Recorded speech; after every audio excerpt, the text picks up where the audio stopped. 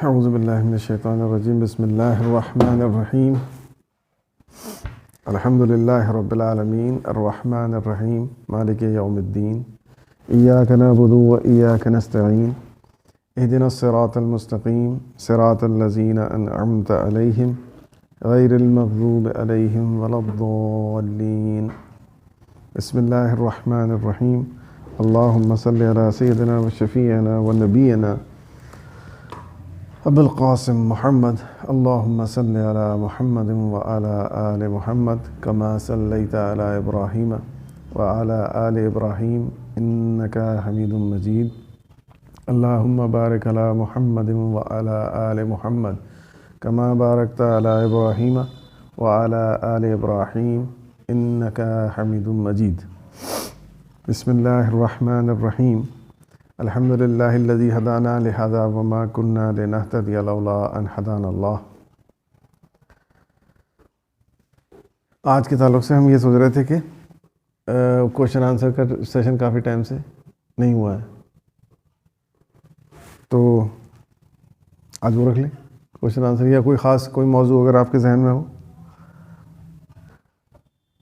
औज़ु बिल्लाहि मिनश्शैतानिर्रजीम बिस्मिल्लाहिर्रहमानिर्रहीम उदू रब्बकुम तदर्रुअन व खुफिया, यानी तुम अपने रब से गिड़गिड़ा कर और चुपके चुपके दुआ किया करो। तो एक बात तो ये कि दुआ खुफिया मांगना बहुत अल्लाह तबारक व तआला को पसंद है। दूसरी बात ये कि दुआ के अंदर क्या मांगा जाए, क्या मांगना चाहिए, तो उसके ताल्लुक़ से एक बहुत ही उम्दा बात यह है कि एक उसूल है कि जब किसी इंसान के प्रायोरिटीज़ को देखना हो कि उसकी लाइफ में अहमियत सबसे ज़्यादा किस चीज़ की है, तो उसकी दुआ को सुन लो। उसकी दुआ सुन के आपको पता चल जाएगा कि उसकी लाइफ में प्रायोरिटी क्या है। तो ये हमारे लिए बहुत अच्छा टेस्टर भी है। अगर कोई बावाज़ बुलंद कोई हज़रत दुआ मांग रहे हैं, वो कोई भी इंसान हो और उसकी इत्तबा कर रहे हैं लोग, आमीन आमीन कह रहे हैं, तो आप उनके अल्फाज पे गौर दीजिए कि वो ज़्यादातर जो चीज़ें मांग रहे हैं वो दुनिया की, हमारी दुनियावी ज़िंदगी से मुताल्लिक़ है, इस दुनिया में इस्तेमाल होने वाली चीज़ें हैं, या सिर्फ़ और सिर्फ वो चीज़ें हैं जो अल्लाह तबारक व तआला की क़ुर्ब का मुज़हिर होती हैं, या यूँ कहिए कि वो मेटाफिज़िकल चीज़ें हैं। यानी एक शख्स दुआ मांग रहा है कि या अल्लाह हमारी खेतियों में बरकत अता फरमा, और एक शख्स ये दुआ मांग रहा है कि या अल्लाह मुझे अपना क़ुर्ब अता कर दे, है ना। तो इसमें वाज़ेह फ़र्क है कि जो ये कह रहा है मुझे अपना क़ुर्ब अता कर दे, इसी के चारों तरफ घूम रही है उसकी दुआ, तो इसका मतलब उसकी प्रायोरिटी क़ुर्ब इलाही है, उसकी प्रायोरिटी दुनिया ज़िंदगी में क़ुर्ब इलाही है, और कोई नहीं, और कुछ नहीं है। और एक इंसान की दुआ मकान, दुकान और खेती में के चारों तरफ घूम रही है, तो इसका मतलब इनकी ज़िंदगी में प्रायोरिटी पैसा है। तो ये टेस्ट करने का बहुत ही अच्छा तरीका भी है। तो हमेशा बड़ा मांगना चाहिए, अल्लाह तबारक व तआला से इतना बड़ा मांगना चाहिए जितना बड़ा मांग सकते हो। अल्लाह ताला ने कहीं नहीं कहा है कि मुझसे इतना ही मांगो जितना तुम्हारी औकात है, औकात के हिसाब से मांगो। देने वाला बहुत अजीम है, कितना भी बड़ा मांग सकते हैं, इसमें कोई अल्लाह ताला ने हद नहीं रखी। अल्लाह तबारक व तआला से सबसे बड़ी चीज़ क्या मांग सकता है इंसान? सवाल यह है कि वो सबसे बड़ी नेमत, अपना अपना परसेप्शन होता है, मैं अपना परसेप्शन आपको बता रहा हूँ, हो सकता है आप इत्तेफाक करो या ना करो। सबसे बड़ी चीज़ क्या हो सकती है जो अल्लाह ताला से मांग सकता है इंसान? इंसान कहेगा कि जन्नत, जन्नत से बड़ी कोई शय नहीं है। नहीं, जन्नत तो है सबसे बड़ी चीज़, और वो मिलेगी मरने के बाद में, ज़िंदगी में नहीं मिलेगी। दुनिया में सबसे बड़ी चीज़ क्या है, वो भी अल्टीमेट बात है। चलिए उसके ऊपर बात करेंगे कि क्या वो अल्टीमेट है या नहीं है। जो अक्सरियत कहती है कि जन्नत सबसे बड़ी नेमत है जो मांग सकता है इंसान, हम इस पर भी आएंगे कि क्या वाक़तन ऐसा ही है, वो सबसे बड़ी नेमत है या उससे बड़ी नेमत भी कोई है। फ़िलहाल हम कहते हैं दुनिया में सबसे बड़ी चीज़ क्या हो सकती है। दुनिया में मैं समझता हूँ इत्मीनान क़ल्ब से ज़्यादा बड़ी चीज़ कुछ नहीं है कि अल्लाह तबारक व तआला किसी इंसान को इत्मीनान क़ल्ब अता कर दे। क्योंकि इसका ताल्लुक पैसे से कतई नहीं है। किसी इंसान के पास अरबों खरबों रुपया हो सकता है, वो स्टीव जॉब्स हो सकता है, मार्क ज़करबर्ग हो सकता है, लेकिन हो सकता है कि सुकून की नेमत ना हो, उन्हें भी नसीब। ज़रूरी नहीं है सुकून हो उनके पास। हर चीज़ खरीदी जा सकती है पैसे से, लेकिन सुकून पैसे से नहीं खरीदा जा सकता। ठीक है, तो सुकून क़ल्ब अल्लाह ताला से इंसान मांगे, अल्लाह ताला से इंसान अपनी फरमाबरदारी मांगे कि अल्लाह मुझे अपना फरमाबरदार बना दे। ये उन बड़ी चीज़ों में से है जिनका मुकाबला दुनिया की कोई दूसरी शय नहीं कर सकती। अल्लाह ताला से अपनी रज़ा मांगे, बस तू मुझसे राज़ी रहे और कुछ मिले ना मिले। बहुत बड़ी नेमत है, बहुत ही बड़ी नेमत है, क्योंकि फिर किसी शय की कोई हाजत ही नहीं रहती। अगर अल्लाह ताला ये एश्योरेंस दे दे किसी इंसान को कि चलो भाई मैं तुमसे वादा करता हूँ, मैं तुमसे नाराज़ नहीं होऊंगा, तो फिर क्या चाहिए? Nothing else. फिर तो जैसे चाहे ज़िंदगी गुजरे, लुढ़कते पुढ़कते, कोई टेंशन ही नहीं है। और इसी का खौफ खाना चाहिए इंसान को कि हर चीज़ हो और अल्लाह की रज़ा ना हो, तो फिर आदमी घाटे में है। तो हमेशा अल्लाह ताला से दुआ मांगे, जितनी बड़ी मांग सकता है। अब इसका मतलब ये नहीं है कि छोटी ना मांगे, स्पेसिफिक कोई ज़रूरत है इंसान की। एक हदीस मुबारक में है, नबी के साथ ने फरमाया कि अल्लाह से मांगो यहाँ तक कि अपने जूते का तस्मा भी मांगो। यानी देने वाला जो है वो कोई लिमिट ही नहीं है उसके देने की, तो तुम अपने मांगने की क्यों लिमिट बना रहे हो? तुमसे बड़ी से लेकर छोटी से छोटी तक आओ। सही है ना? हर चीज़ मांग लो। उससे मुराद यही है कि अब हर चीज़ के लिए अल्लाह ताला पर तवक्कुल करो, चाहे वो चीज़ छोटी हो या चीज़ बड़ी हो, अल्लाह ताला पर ही तवक्कुल होना चाहिए बस, और किसी के आगे हाथ फैलाने की ज़रूरत नहीं है। लेकिन प्रायोरिटी और जो अहमियत, फोकस हमारा होना चाहिए वो हमेशा बड़ी चीज़ पर होना चाहिए, जितनी बड़ी मांग सकते हैं। नबी करीम सल्लल्लाहु अलैहि वसल्लम ने फरमाया कि दुआ जो है इबादत का मग़ज़ है। बहुत से लोग, मैं इसलिए भी ये बात कह रहा हूँ कि दुआ को बहुत हल्के में लेते हैं हमारे नज़दीक। मैं क्योंकि ये ऑब्ज़र्व करता रहता हूँ नमाज में, मैं देखता हूँ कि एक तो बहुत सारे हमारे जो इमाम हैं मस्जिदों के, वो हजरात बहुत ही मुख्तसर दुआ करते हैं। कई जगह मैंने देखा कि दुआ ठीक ठाक तवील होती है, सफिशेंट, और किसी जगह ज़रूरत से ज़्यादा मुख्तसर होती है। इतने आप हाथ उठाओ और दुरूद शरीफ पढ़ो, अल्लाह अल्लाह खैर सल्ला, घर जाओ अपने। भाई आपको नहीं चाहिए, सही ठीक है, आप अपने पास रखो, लेकिन मुझे तो बहुत चाहिए, मैं तो मांगूंगा। आप इतनी जल्दी क्यों समेट रहे हो दुआ को? तो वहाँ चाहिए ये कि उन्हें उठने दीजिए, जिन्हें नहीं चाहिए वो ठीक है, नहीं चाहिए, हमें तो चाहिए, आप मांगते रहिए जो आपको चाहिए। तो उसमें इत्तेबा नहीं करनी चाहिए कि बस यूँ हाथ उठाया जैसे इमाम साहब ने उठाया और 5 सेकंड 10 सेकंड के बाद में उन्होंने एकदम उसको इख्तिताम पजीर हो गई दुआ उनकी, तो आप भी बस ख़त्म कर दो ना। ये कंपलसरी नहीं है भाई, मांगते रहो। आधा घंटे मांगो, आप 15 मिनट मांगो, 10 मिनट मांगो, जितनी आपकी मर्ज़ी उतनी मांगो। तो नबी करीम सल्लल्लाहु अलैहि वसल्लम ने फरमाया कि किसी भी इबादत का जो मग़ज़ है वो दुआ है। कितनी बड़ी बात है, यानी किसी इबादत का मग़ज़, कोई भी इबादत नामुकम्मल है जब तक उसमें दुआ शामिल ना हो। आप नमाज पढ़ें, दुआ ना करें, नामुकम्मल है। आप कुरान मजीद इसकी स्टडी करें, उसको पढ़ें, उसके बाद आप दुआ ना मांगें, नामुकम्मल है। यानी ये एक तरह का किब्र है। बंदा एक तरह का तकब्बुर दिखाता है अगर दुआ नहीं मांगता, कि लो साहब हमने अल्लाह ताला के सामने सर तो झुका दिया, लेकिन चाहिए हमें कुछ नहीं, बस नथिंग एल्स, हमें नहीं चाहिए कुछ भी। ये अल्लाह ताला को पसंद नहीं है। अल्लाह ताला को मांगना पसंद है, तो अल्लाह ताला से मांगो, जितना मांग सकते हो मांगो, वो पसंद करता है। यहाँ तक कुछ रिवायात में आता है, मतलब दुआ मांगने में तो फ़ायदा ही फ़ायदा है। एक रिवायत में आता है कि अल्लाह तबारक व तआला से दुआ करो क्योंकि वो हर दुआ को कबूल फरमाता है। Each and every prayer is accepted. और अगर कोई दुआ तुम्हारे भले के लिए कबूल नहीं होती, यानी कोई चीज़ तुम ऐसी मांग बैठे कि तुम गैब का इल्म नहीं रखते, तुम्हारा रब गैब का इल्म रखता है, वो जानता है कि ये चीज़ तुम्हें अगर दे दी तो तुम्हें नुकसान हो जाएगा, इसलिए तुम्हें वो चीज़ अता अल्लाह तबारक व तआला नहीं करता।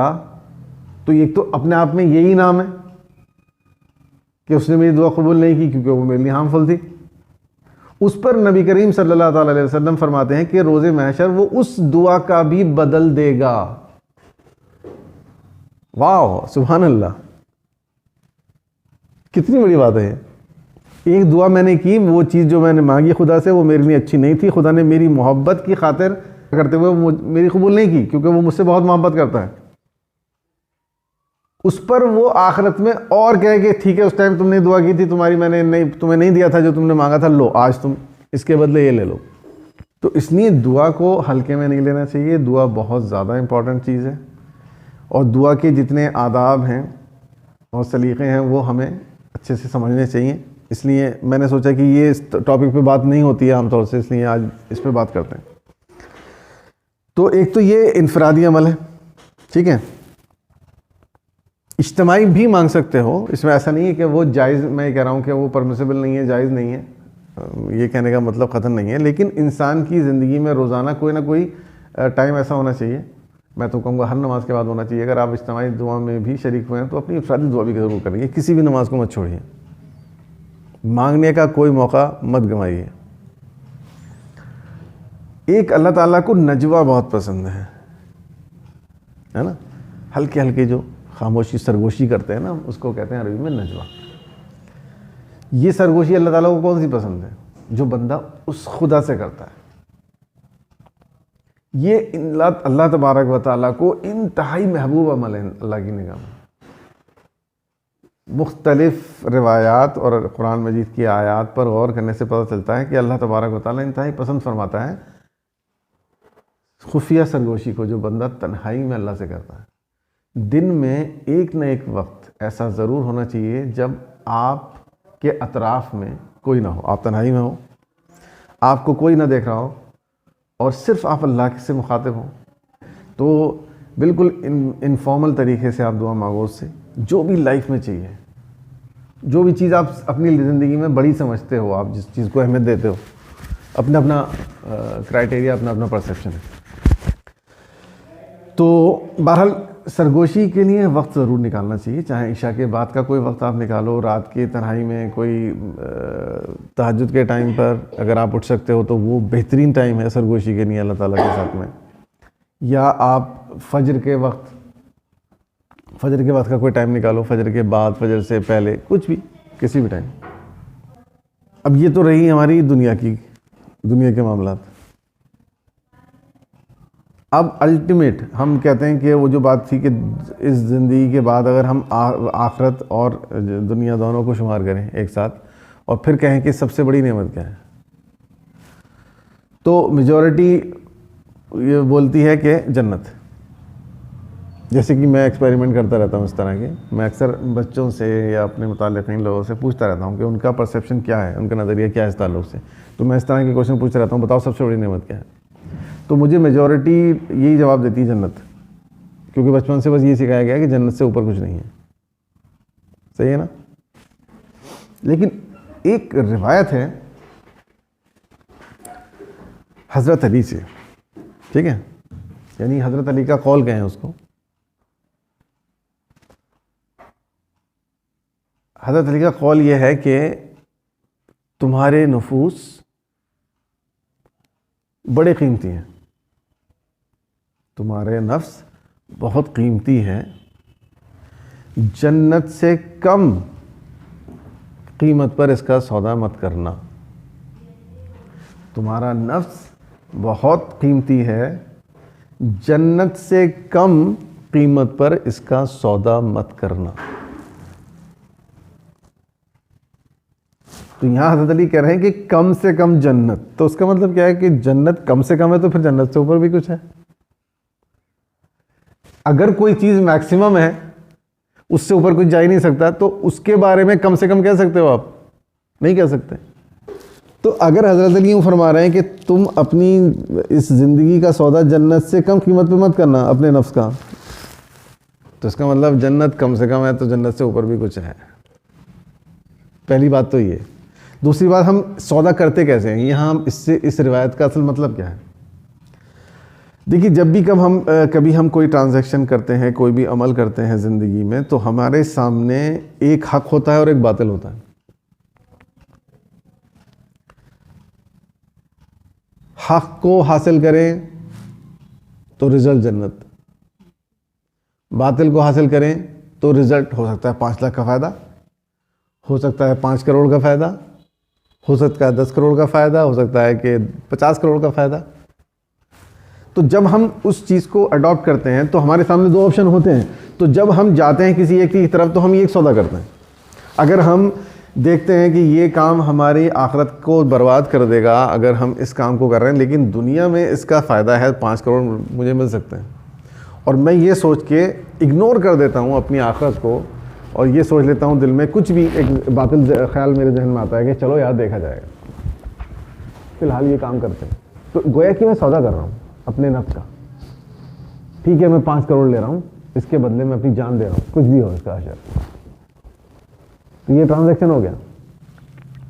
हज़रत अली फरमाने हैं कि बहुत कीमती है, जन्नत से कम में मत कर लेना। 5 करोड़ 10 करोड़ 10 अरब ये बहुत छोटी कीमत है, कभी मत करना ये सौदा, कम से कम जन्नत।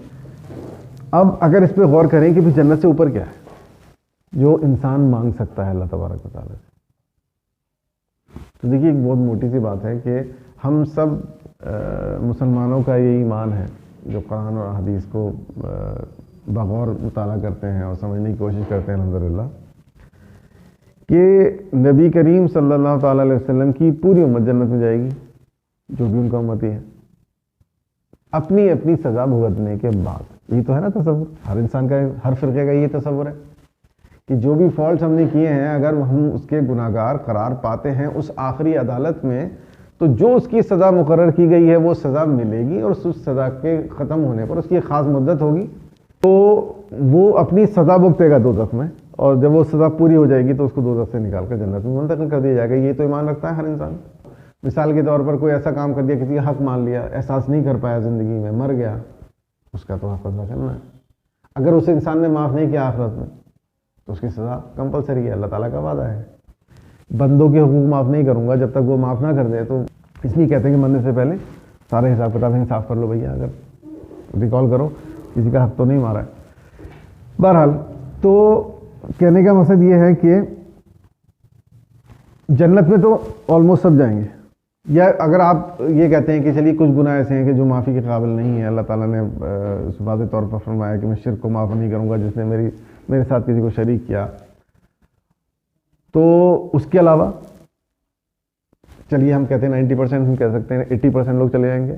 एक मैं फ़र्ज़ करने के लिए कह रहा हूँ कि अगर कोई इस बात को इकरार नहीं करता, इस बात पर बिलीव नहीं करता कि हाँ सारे के सारे जाएंगे, तो मेजॉरिटी जाएगी, इस पर तो सब मुत्तफ़िक़ हैं।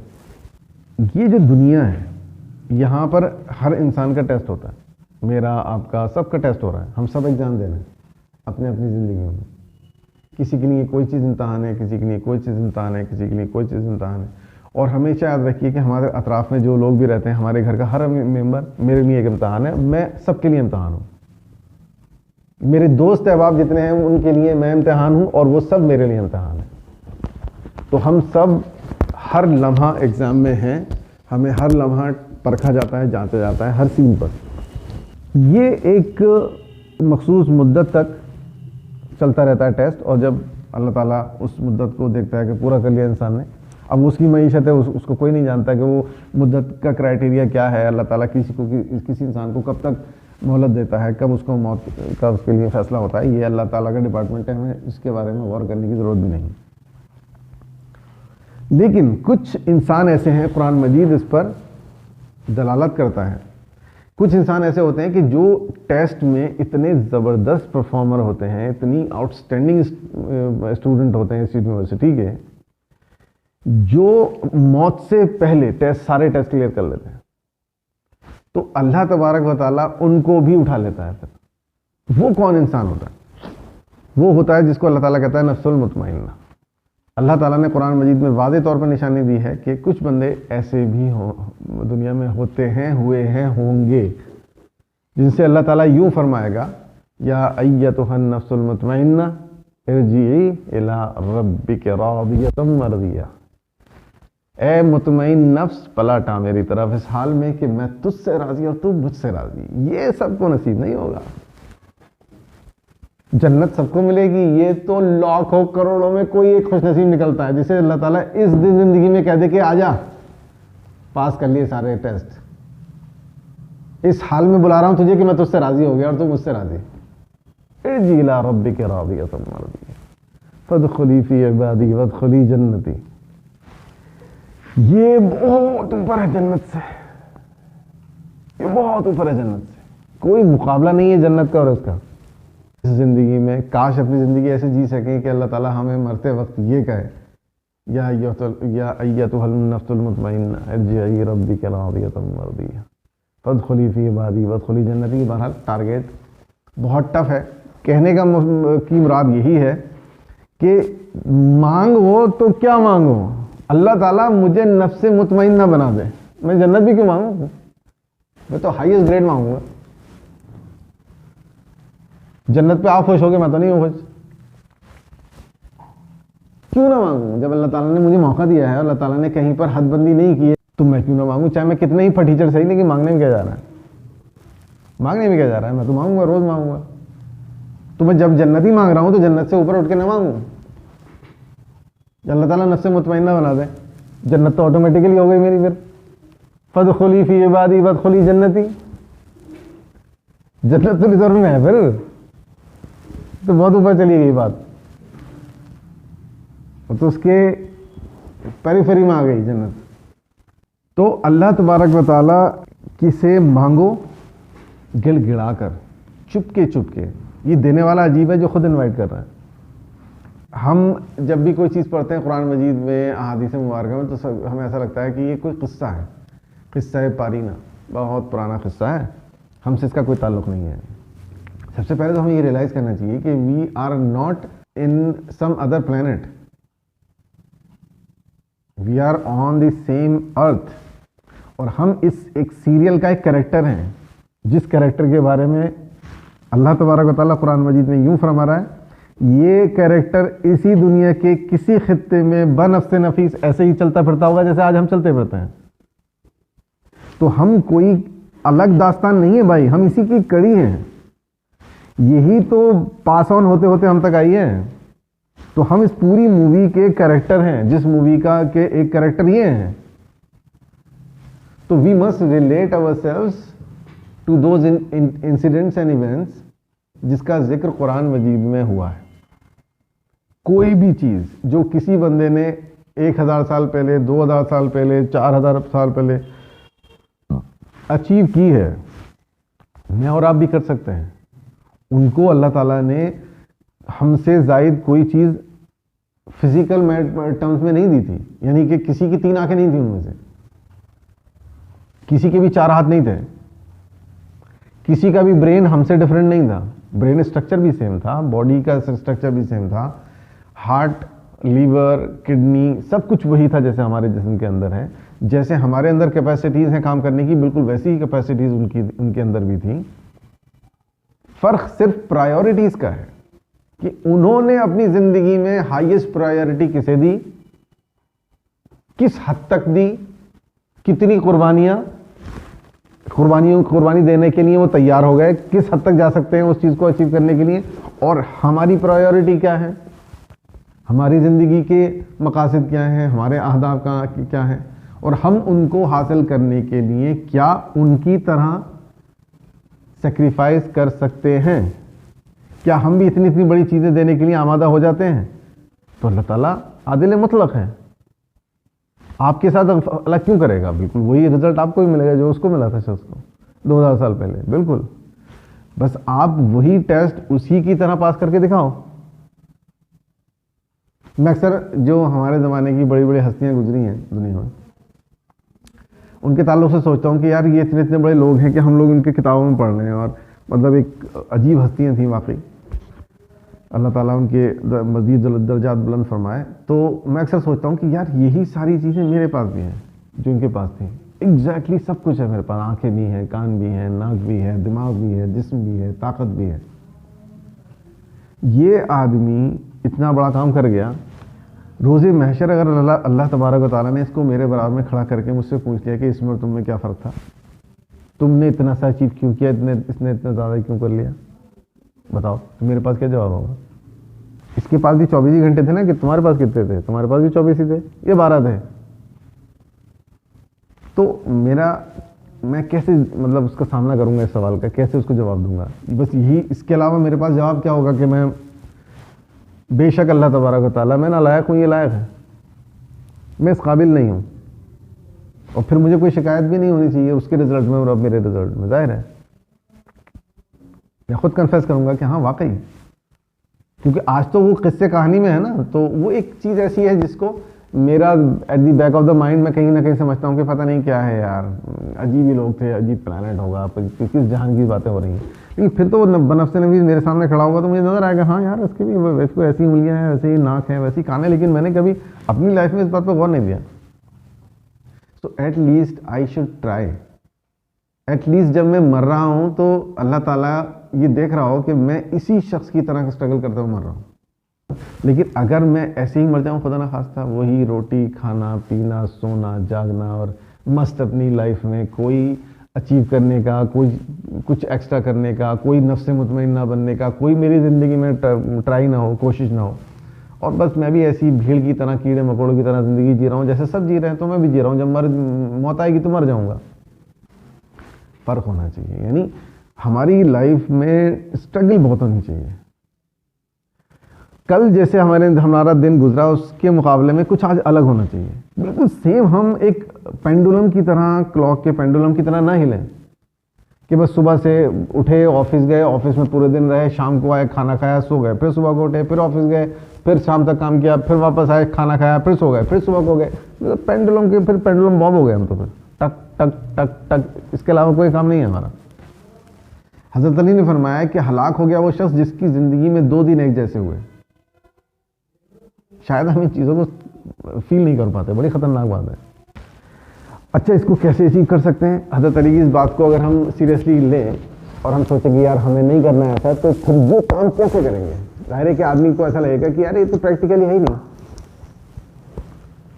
प्रैक्टिकल कैसे हो सकता है कि यानी हर इंसान अपनी अपनी नौइयत का कोई ना कोई काम ज़िंदगी में कर रहा होता है, चाहे वो तालिब इल्म हो, चाहे वो एक लॉयर हो, चाहे वो एक इंजीनियर हो, चाहे वो एक डॉक्टर हो, उसकी लाइफ तो एक जैसी होती है रोज़। बहुत इजी ट्रिक है, बहुत इजी तरीका है, और शायद यही मंशा है इस रिवायत की जो हज़रत अली कहना चाह रहे हैं। We must try to improve our knowledge every day। यानी हर दिन में कुछ ना कुछ नया सीखा हो हमने। बहुत इजी है। मैं अगर डॉक्टर हूं तो मैं दिन में कम से कम 1 घंटा तो निकाल सकता हूं जब मैं कुरान मजीद को इसलिए पढ़ूं कि आज मैं कोई ऐसी नई बात समझ लूं जो कल नहीं समझी थी मैंने। तो जो जितना मैं कल जानता था, अगर उसके मुकाबले में आज इतनी सी बात मेरे एक्स्ट्रा और ज़्यादा समझ में आ गई तो फिर फ़र्क तो हो गया ना। फिर मैं उस रिवायत का मिज़दाक नहीं बनूंगा, मेरे 2 दिन एक जैसे नहीं है। ये बात मुझे आज पता है, कल पता नहीं थी। कल जो होगा तो शायद मैं इससे आगे कुछ और समझ पाऊंगा। तो ये मंशा है। ऐसा नहीं कि आप रोज़ाना अपना प्रोफेशन चेंज करोगे, आज मैं डॉक्टर था, कल को मैं इंजीनियर बनूंगा, परसों को मैं लॉयर बन जाऊंगा, तो ये फ़र्क है। नहीं, ये मतलब नहीं है इस रिवायत का। ज़ेर माश हमेशा इंसान का एक ही रहा है, लेकिन इंसान के अचीव करने में कुछ होना चाहिए। वो कहीं ये मुतमईन ना हो जाए कि बस नमाज पढ़ना मेरे लिए सफिशिएंट है, मैं बस जैसे 5 टाइम नमाज कल पढ़ी थी ऐसी आज पढ़ूंगा, ऐसी कल को पढ़ूंगा, ऐसी परसों को पढ़ूंगा, फिर फ़र्क नहीं होगा। फिर मतलब आपकी लाइफ, मेरी लाइफ में हमेशा इंप्रूवमेंट रहना चाहिए। एक मोमिन की लाइफ में हमेशा इंप्रूवमेंट रहना चाहिए, in terms of anything, in terms of सखावत, इन टर्म्स ऑफ इल्म, कुछ भी हो सकता है। मैं ये तय कर लूँ कि मैं रोज़ किसी न किसी की मदद करूँगा, किसी भी टर्म में करूँगा, तो वो मेरी ज़िंदगी को रोज़ाना मुख्तलिफ एक जैसा हो ही नहीं सकता। आज मैंने एक इंसान को हेल्प की थी, कल को मैं किसी दूसरे इंसान को हेल्प करूँगा, फ़र्क वाक़या हो गया। अतरसों को मैं किसी तीसरे इंसान को हेल्प करूँगा, वो फ़र्क वाक़या हो गया। तो किसी न किसी वे में मेरे इम्प्रूवमेंट में, चाहे वो फिज़िकल इम्प्रूवमेंट हो, यानी कि मेरा नॉलेज का इम्प्रूवमेंट हो बाय नॉलेज, और या फिर मेरे मेटाफिजिकल रूहानी तौर पर मैं कभी से कभी तर होता चला जाऊं, but I must try to achieve more and more. I must not be satisfied anywhere. जहां मैं मुतमईन हो गया बस काफ़ी है इतना मेरे लिए, मैं 5 टाइम की नमाज पढ़ लूँ, 1 महीने के रोज़े रख लूँ, वहां मेरा बेड़ा गर्क हो गया। हम नमाज़ पढ़ लें तो वो भी एक मैकेनिकल वे में, बस हमें पता है कि अजान की आवाज़ आएगी तो वज़ू करना है, वज़ू करके हमें मस्जिद में जाना है, वहाँ तकबीर होगी तो खड़ा हो जाना है, बस उसके बाद में दुआ मांग के घर वापस आ जाना है। फिर अपनी उसी लाइफ में जो है बस खाना पकाना और जीना और हंसी ठिट्टा बिट्टा वो करना है, जैसे भी हमें ज़िंदगी ले जाए। उसमें कोई स्पेसिफिक हमारा टारगेट नहीं है, कोई स्पेसिफिक हमारा कोई वे नहीं है लाइफ का, और वैसे ही जीना है जैसे बाकी पूरी दुनिया चल रही है, ऐसे चलना है हमें भी। इंटेंशनली हमें कुछ अलग नहीं करना। फिर अगली अज़ान होगी, फिर हम वज़ू करेंगे, फिर चले जाएंगे। रमज़ान का चांद दिखेगा तो उस बस तैयारी शुरू कर देंगे, डबल रोटी लाओ, जैसे पिछले साल हम डबल रोटी लाए थे फटाक से दफा से जाके, और वो भी वो नहीं है। बिल्कुल बिल्कुल उसी तरह से हम अब तरावी पढ़ने जा रहे हैं एक मैकेनिकल वे में, तो वो फील ही नहीं आ पा रहा। तो हमेशा कोशिश करते रहने चाहिए कि हर चीज़ ताज़ा रहे। ताज़ा कब रहेगी? जब मैं every time when I go to नमाज I decide, I thoughtfully go to नमाज टू मॉस्क कि this time afresh I have to try to achieve खशिया this time, see what happens. अब मस्जिद में जा रहा हूँ, खुदा के सामने जा रहा हूँ, कॉन्सेंट्रेट फील करना है। कब तक फील करना है? जब तक आंसू नहीं गिरे, चाहे कर पाऊँ ना कर पाऊँ, लेकिन एक ताजगी रहेगी इबादत में, हमेशा ताजगी रहेगी, क्योंकि every time I am concentrating, it's not routine way, mechanical नहीं है ये। हर बार मैं पूरी कोशिश कर रहा हूं कि मुझे काश वो चीज़, वो नेमत अता हो जाए जिसके ताल्लुक से अल्लाह तबारक व तआला ने कुरान मजीद में वादा किया है कि अगर खशियत नमाज में हासिल हो गई तो तुम कामयाब हो जाओगे। उस कामयाबी को अचीव करने की आज फिर से एक कोशिश करनी है, ठीक है। तो बहरहाल दुआ में ये ज़रूर मांगना चाहिए कि अल्लाह तबारक व तआला हमारे इल्म में इजाफ़ा फरमा, हमारे अमल में इजाफ़ा फरमा, हमारे तक़र्रुब में इजाफ़ा फरमा। ये भी बहुत ज़रूरी चीज़ है कि हर इबादत से पहले अल्लाह ताला से ये ज़रूर दुआ करें। अक्सर दुआ नमाज इबादत के बाद की जाती है ना। जब भी कोई इबादत हम बजा लाते हैं उसके बाद में दुआ का एहतमाम करना चाहिए, मुस्तहब है। एक दुआ ऐसी है जो हमें हर इबादत से पहले करनी चाहिए। ईच टाइम जब भी कोई इबादत करें, चाहे नमाज को खड़े हों, चाहे वज़ू करें, चाहे कुरान पढ़ें, चाहे नवाफिल पढ़ें, कुछ भी करें, किसी मोहताज को की मदद करें, किसी को कुछ दें, किसी ज़रूरतमंद को, हर बार एक दुआ ऐसी है जो हमेशा उस अच्छे काम से पहले करनी चाहिए। या अल्लाह मुझे अपना तक़र्रुब अता फरमा इस इबादत की शक्ल में जो मैं करने जा रहा हूँ, because this is the prime objective of my namaz, this is the prime objective of my roza, this is the prime objective of my infaq, this is prime objective of my hajj, this is prime objective of my wuzu, each and every my good act। मेरा जो मतमय नज़र है वो सिर्फ तेरा तक़र्रुब है, मैं रूहानी तौर पर तुझसे करीब और करीब और करीब और करीब होता जाऊँ। ये हर इबादत से पहले मांगनी चाहिए, क्योंकि फिर वो जो चीज़ है ना, वो लापरवाही वो निकल जाती है। एक बहुत बड़ा फ़ायदा इससे होता है कि मैं कॉन्शियस हो जाता हूँ उस इबादत के ताल्लुक से। अगर किसी इबादत की शुरू में मैं अल्लाह से दिल से ये दुआ करूँ कि अल्लाह ताला मुझे तेरा तक़र्रुब चाहिए, फिर मैं तवज्जो से करूँगा, लापरवाही नहीं रहेगी मेरे काम में, पूरे खुशू और खुशू के साथ। तो ये बहुत बेहतरीन तरीक़ा भी है। तो ये इबादत अपना आदत बनाइए कि कोई भी अच्छा काम करें तो अल्लाह ताला मुझे तक़र्रुब अता फरमा, कोई भी काम करें अल्लाह मुझे अपना तक़र्रुब अता फरमा। तो बहरहाल ये कुछ नुकात थे दुआ के ताल्लुक़ से जो मैं आपसे शेयर करना चाह रहा था। आपको कुछ और अगर नुकात आपके जहन में हों इसके ताल्लुक़ से तो आप प्लीज़ उसको शेयर करें। अस्सलामु अलैकुम व रहमतुल्लाहि जमीअन व बरकातहू।